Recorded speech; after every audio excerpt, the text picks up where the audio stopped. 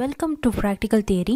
இன்னைக்கு NIOSல அட்மிஷன் எப்படி போடுறது அப்படின்னு சொல்லிட்டு நம்ம பார்க்க போகிறோம். NIOSல நிறைய கோர்சஸ் அவைலபிளாக இருந்தாலும் அதில் முக்கியமான 2 கோர்ஸ் என்னென்ன அப்படின்னு பார்த்தீங்கன்னா செகண்டரி அண்ட் சீனியர் செகண்டரி. இங்கே செகண்டரி அப்படின்னு சொல்கிறது எதை அப்படின்னா 9th and 10th படிக்கிறதுக்கு ஈக்குவலண்ட்டான கோர்ஸ் தான் செகண்டரி கோர்ஸ்.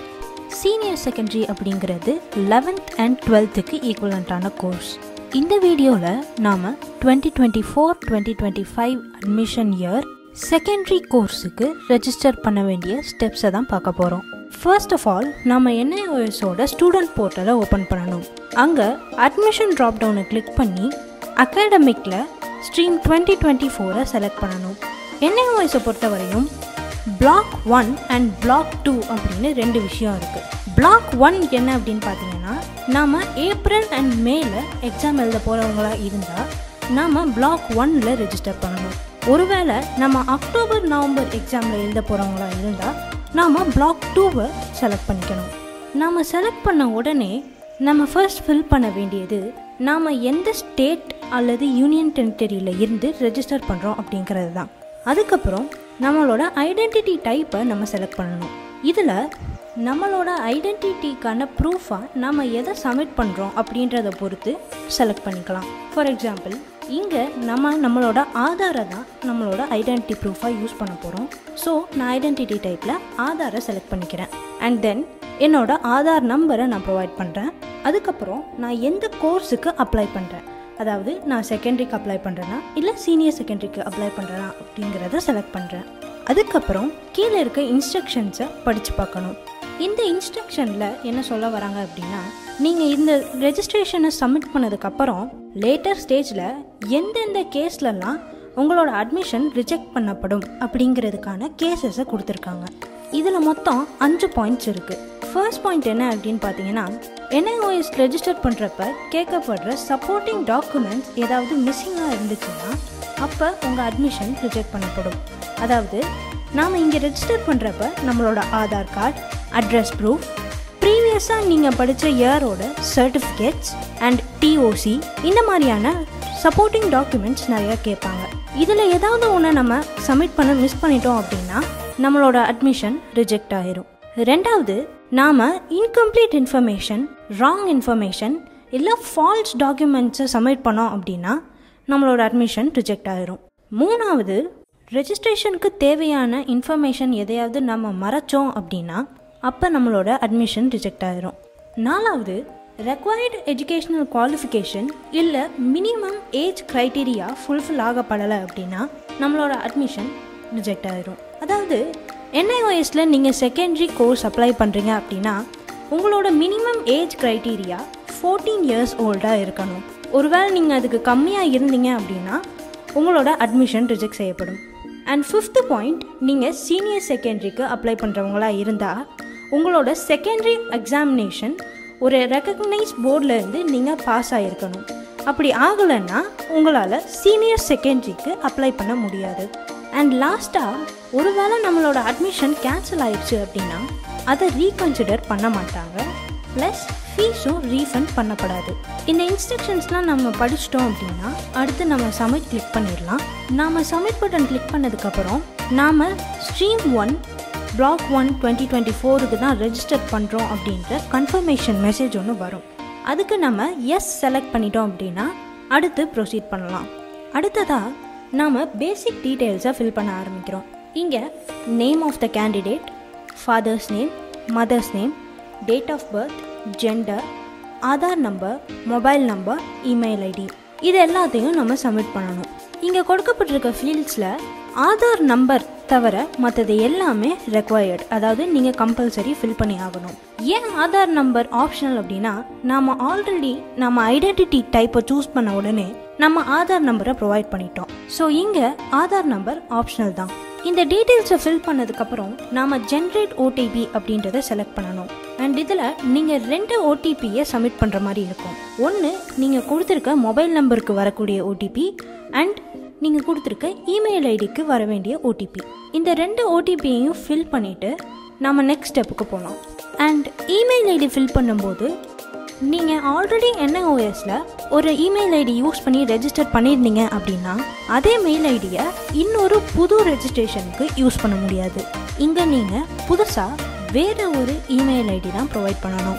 பேசிக் டீட்டெயில்ஸை ஃபில் பண்ணதுக்கப்புறம் நாம் அட்ரஸை ஃபில் பண்ண ஸ்டார்ட் பண்ணலாம். இங்கே நம்ம 2 அட்ரஸ் ப்ரொவைட் பண்ணுற மாதிரி இருக்கும். ஒன்று வந்து பெர்மனன்ட் அட்ரஸ், இன்னொன்று கரஸ்பாண்டன்ஸ் அட்ரஸ். இந்த கரஸ்பாண்டன்ட் அட்ரஸ் அப்படின்னு நீங்கள் கொடுக்குறதுல தான் உங்களோட ஸ்டடி மெட்டீரியல் அரைவ் ஆகும். ஒருவேளை நீங்கள் 2த்துலேயும் ஒரே அட்ரஸ் தான் ஃபில் பண்ண போகிறீங்க அப்படின்னா கரஸ்பாண்டன்ட் அட்ரஸ் அப்படின்றதுக்கு பக்கத்தில் சேம் ஆஸ் பெர்மனன்ட் அட்ரஸ் அப்படின்ற ஒரு செக் பாக்ஸ் இருக்குது. அந்த செக் பாக்ஸை நீங்கள் டிக் பண்ணிக்கலாம். அட்ரஸ் ஃபில் பண்ணதுக்கப்புறம் நம்மளோட அதர் இன்ஃபர்மேஷன்ஸை ப்ரொவைட் பண்ண ஸ்டார்ட் பண்ணலாம். இங்கே நம்மளோட சோஷியல் கேட்டகரி அல்லது கேஸ்ட், நாம் எக்ஸ் சர்வீஸ்மேனாக இல்லையா அப்படின்ற confirmation, orphan details, your previous qualification, part admission or dual admission, type of disability, medium of study, guardians or institution's name, your previous qualification status. இது எல்லாத்தையும் நம்ம ஃபில் பண்ணணும். சோஷியல் கேட்டகரி ஆர் கேஸ்ட்டை பொறுத்தவரையும் நமக்கு 4 ஆப்ஷன்ஸ் இருக்குது. General, SC, ST, OBC. And medium of ஸ்டடியை பொறுத்தவரையும் நீங்கள் சூஸ் பண்ணுற லாங்குவேஜில் தான் உங்களோட ஸ்டடி மெட்டீரியல் உங்களுக்கு அரைவ் ஆகும். ஸோ ஃபார் எக்ஸாம்பிள் இங்கே நீங்கள் தமிழ் அப்படின்னு நீங்கள் செலக்ட் பண்ணிங்க அப்படின்னா உங்களோட ஸ்டடி மெட்டீரியலும் தமிழ் மீடியமில் தான் அரைவ் ஆகும்.